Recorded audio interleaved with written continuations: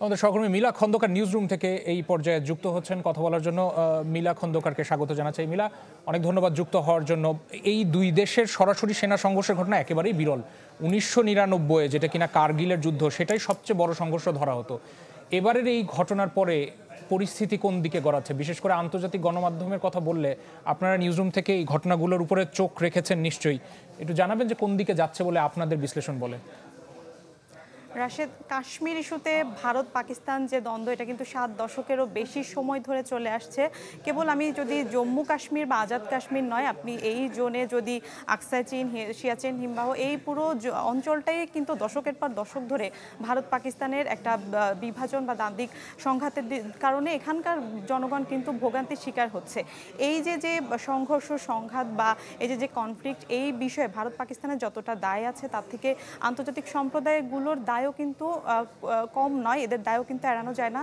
এই যে এই অঞ্চলে আঞ্চলিক বিভিন্ন জোট তো রয়েছেই, আন্তর্জাতিক বিভিন্ন ফোরাম, এই কোনো জায়গাতেই কিন্তু দ্বিপাক্ষিকভাবে ভারত পাকিস্তানের এই বিষয়টি কিন্তু আলোচনা হয় না।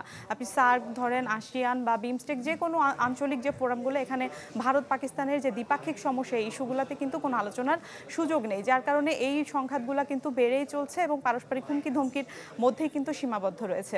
জাতিসংঘ বিশ্ব মোড়লের ভূমিকা পালন করে, কিন্তু এই কয়েক দশকে কিন্তু কোনো সেই অর্থে কোনো ব্যবস্থা কিন্তু গ্রহণ করতে পারেনি, বরং জাতিসংঘের অনুচ্ছেদ 51 নম্বর অনুচ্ছেদ অনুযায়ী এই অনুচ্ছেদ ব্যবহার করে কিন্তু পাকিস্তান কিছুক্ষণ আগে তাদের জাতীয় নিরাপত্তা কমিটির যে বৈঠক হয়েছে, সেখানে তারা বলছে যে এই জাতিসংঘের অনুচ্ছেদ 51 নম্বর অনুচ্ছেদ অনুযায়ী তারা কিন্তু নিজেদের যে কোনো হুমকি মোকাবেলার অধিকার রাখে এবং সেই ভিত্তিতে তারা কিন্তু সমুচিত জবাব ভারতকে দেবে। এখন ভারত পাকিস্তান যুদ্ধে জড়াবে কিনা, এই বিষয়গুলো বিভিন্ন ইস্যুর উপরে নির্ভর করছে। দুই দেশের সামরিক সক্ষমতা, অর্থনৈতিক পরিস্থিতি, বিভিন্ন প্রক্সি এখানে জড়িত হতে পারে, বিভিন্ন দেশ অস্ত্র এবং বিভিন্ন আর্থিকভাবে মদত দিতে পারে। এই সব বিষয়গুলো আসলে এই পরিস্থিতিকে আসলে একটা জটিল সমীকরণের দিকে নিয়ে যেতে পারে। তবে দুই দেশেরই যার যার ন্যাশনাল ইন্টারেস্ট এবং লজিক্যাল পয়েন্ট থেকে সেই বিষয়টি আসলে ভেবে এগোতে হবে, এমনটি বিশ্লেষকরাও বলছেন। কেননা পাকিস্তান এই মুহূর্তে রাজনৈতিক বা অর্থনৈতিক দিক থেকে কিন্তু একটা ক্রান্তি লগ্নেই রয়েছে। ভারত অর্থনৈতিক দিক থেকে শক্তিশালী হলেও বা সামরিক দিক থেকে শক্তিশালী হলেও ভারতের অভ্যন্তরেও কিন্তু বিভিন্ন জাতিগত সংঘাত বলেন বা এই যে পরিস্থিতি, খোদ কাশ্মীরেই কিন্তু ভারতের বিপক্ষে নানা উগ্রবাদী সংগঠন, এবং এই পরিস্থিতিটাকে কিন্তু ব্যবহার করে আরও বিভিন্ন সন্ত্রাসী সংগঠন কিন্তু মাথাচাড়া দিচ্ছে।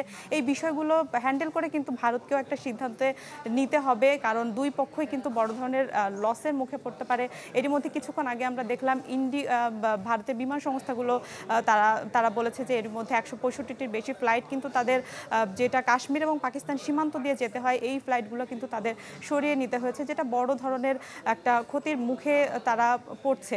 এছাড়া যদি আপনি অতীত কিছু হিস্ট্রির কথা বলছিলেন, আমি যদি পুলওয়ামার ঘটনার কথা বলি, এখান থেকে কিন্তু ভারতের একটা শিক্ষা নেওয়ার ব্যাপার আছে, কারণ সেই সময়ে ভারতের হামলার প্রেক্ষিতে পাকিস্তানের সামরিক জবাব কিন্তু বেশ কঠিন ছিল এবং ভারত কিন্তু কূটনৈতিক ফ্রন্টে কিন্তু বেশ চ্যালেঞ্জের মুখে পড়েছিল। সেই অভিজ্ঞতা থেকেও কিন্তু ভারতকে পর্যালোচনা করতে হবে যে তারা আর কোনো বড় ধরনের সামরিক সংঘাতের দিকে যাবে কিনা।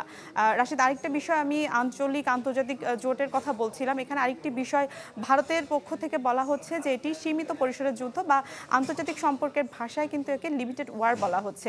এই লিমিটেড ওয়ারের নামে যে হামলাটা চালানো হয়েছে, এখন পর্যন্ত কোনো আন্তর্জাতিক সংস্থা বা কোনো সমরবিদ এই বিষয়টা কিন্তু সামনে এনে বলে নাই যে লিমিটেড ওয়ারের কিন্তু কিছু বৈশিষ্ট্য আছে, পারমাণবিক অস্ত্র সেখানে ব্যবহৃত হবে কিনা বা হলে কতটুকু পরিমাণে ব্যবহৃত হবে, এই বিষয়গুলো নিয়েও কিন্তু তাদের এক ধরনের মুখে কুলুপ রয়েছে।